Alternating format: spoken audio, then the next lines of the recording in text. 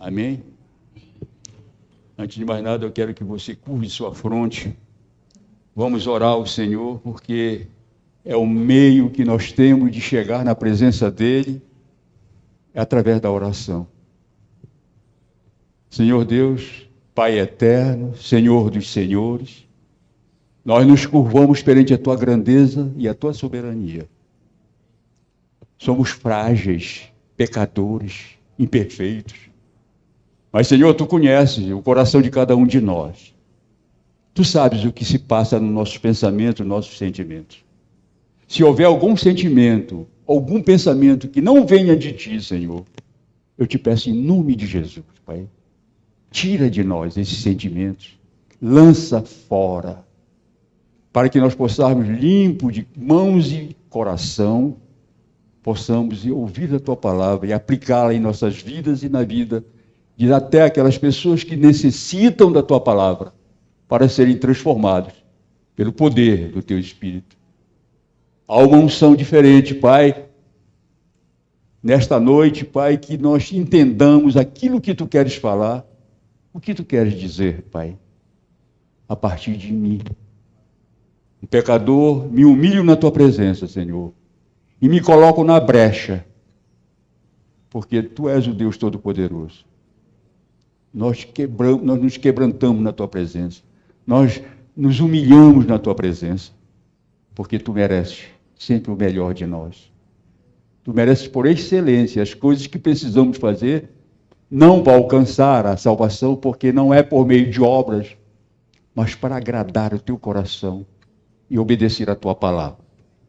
Para a honra e glória do Teu santo nome. Protege-nos, Pai, de qualquer desvio de pensamento, distrações que possam tirar-nos dessa direção maravilhosa que é a Tua palavra. Só ela transforma, só ela dá liberdade. Em nome de Jesus. Amém e amém.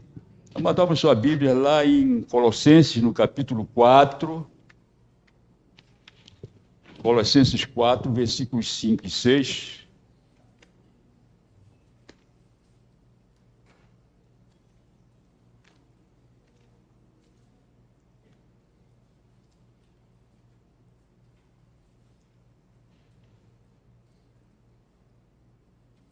Nós temos um título. Nós precisamos nos relacionar com o mundo. Esse é o título. Daí nós vamos voltar à palavra de Deus em Colossenses 4, versículos 5 e 6, que diz, eu quero que vocês nos ajudem a ler comigo toda a igreja, porque quando nós lemos a palavra, ela vai mais direto aos nossos corações. Amém? Vamos lá. Portai-vos com sabedoria para com os que são de fora. Aproveitais as oportunidades. A vossa palavra seja sempre agradável, temperada com sal, para saberdes como deveis responder a cada um. Amém? Você pode se assentar. Acontece, amados, um fenômeno muito fantástico com alguns convertidos, algumas pessoas que acreditam que são discípulos de Jesus e gradativamente eles abandonam seus contatos com os de fora da igreja até chegarem mesmo a não ter nenhum relacionamento significativo com eles. Abandonam completamente. Não quero mais saber. Agora eu sou discípulo de Jesus. Mas não podemos fazer isso, não. Nós não podemos fazer isso. Se nós não tivermos contatos significativos com os de fora, como é que eles conhecerão a salvação? Como é que você vê o mundo? Você um dia tomou uma decisão por Cristo. Você foi batizado. Foi sepultado os seus pecados. E quando emergiram, simbolizando a ressurreição de Cristo. Uma nova vida. E ficou só para ver você isso. E os outros que estão na rua? Como é que você pensa as pessoas que estão longe dos caminhos do Senhor? Como é que você pensa que aquelas pessoas, até que foram da igreja, estão fora da igreja? Orar por eles é verdade. Mas você não pode se divorciar deste mundo. Nós vivemos neste mundo. E nós temos a obrigação de fazer diferença no meio dele.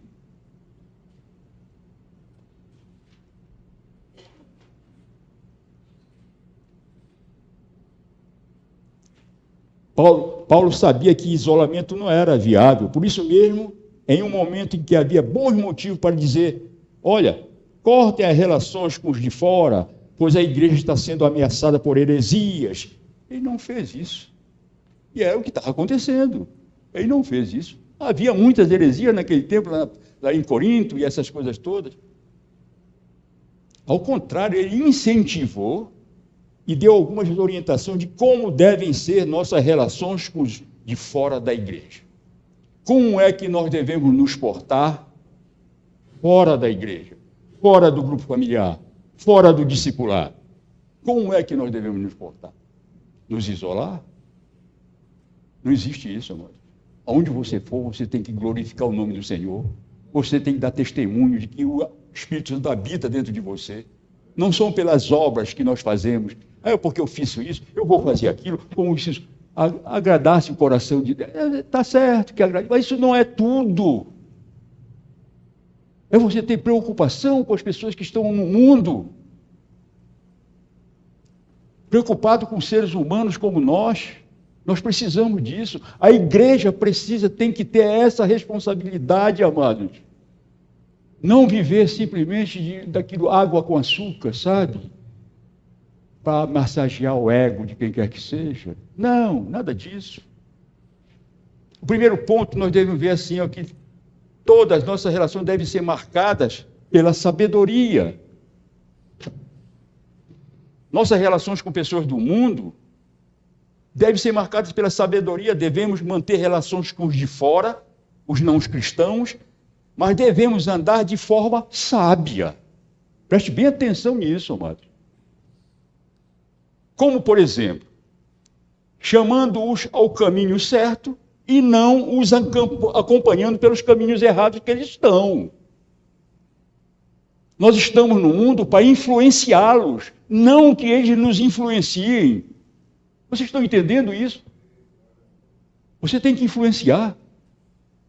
Você tem que dar o seu testemunho, que as pessoas digam, poxa, essa pessoa era assim, agora é transformado. Essa curiosidade é que leva as pessoas a buscar do Senhor. E se quebrantarem na presença dEle, verdadeiramente. Não viver, mas dizer com hipocrisia, com mentira, mostrando uma coisa que não é. Não! Nós precisamos ter essa direção de Deus para nossas vidas. Amar o pecador, mas não aceitar os pecados que eles vivem. Vocês estão entendendo isso, amado? Eu tenho que estar lá no mundo porque os meus amigos antigos, sabe? Muitos amigos, eu era muito querido e tal. Isso, amados. Eu sempre digo isso, amado. Pessoas que gostam de agradar aos homens, mas desagradam ao Deus que nós servimos. Nós devemos desagradar os homens e agradar a Deus em primeiro lugar. Não procure ser elogiado. Essa pessoa é muito abençoada. Essa pessoa é uma bênção. Por que não sei o quê? Isso é bajulação, amado. E pessoas usam o diabo para fazer essas coisas, para serem influenciados. E, poxa, olha, agora eu estou com saudade daquele tempo. Aquele tempo era muito bom. Não era bom, não. Você vivia num lodaçal de pecados. Um dia o Senhor, pela sua misericórdia e graça, lhe deu uma oportunidade de você tomar uma decisão por Cristo. E você está nos caminhos do Senhor. Posso ouvir um amém de vocês, amado?